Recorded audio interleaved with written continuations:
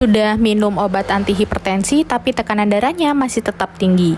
Lebih baik tetap maksimalkan satu obat dengan dosis yang dinaikkan atau pakai kombinasi dua obat hipertensi.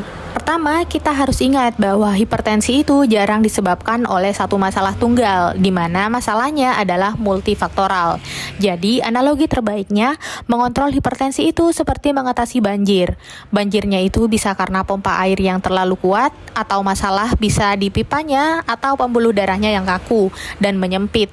Bahkan malah justru volume cairannya, yaitu cairan di dalam tubuh yang berlebihan.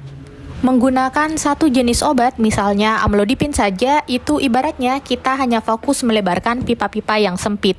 Sangat efektif, tapi tidak mengatasi masalah pompa atau volume air. Selain itu, setiap obat itu punya yang namanya efek plato atau plato efek. Jadi, ketika terus meningkatkan dosis satu obat, seringkali hanya meningkatkan efek sampingnya tanpa memberikan manfaat penurunan tensi yang signifikan. Nah, disinilah logika terapi kombinasi bisa masuk. Dengan menambahkan obat kedua dari golongan yang berbeda, itu bisa menyerang penyebab hipertensi dari berbagai sisi, secara bersamaan.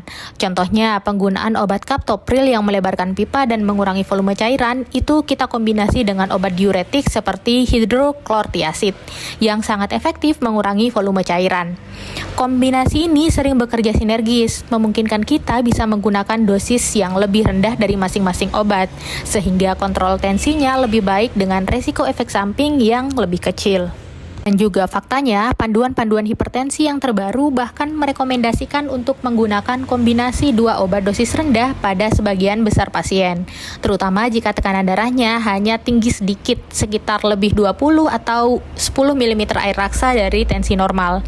Hal ini menunjukkan pergeseran paradigma di mana kombinasi bukan lagi menjadi pilihan terakhir, tapi sering menjadi strategi awal yang lebih tepat. Poin pentingnya yaitu kita jangan ragu menggunakan terapi kombinasi.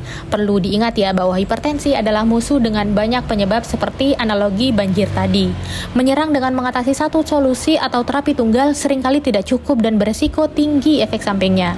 Sedangkan strategi terkini menyarankan kita untuk mengatasi penyebab dari berbagai sisi dengan kombinasi obat untuk mencapai kontrol tensi yang lebih cepat, efektif, dan aman pada pasien.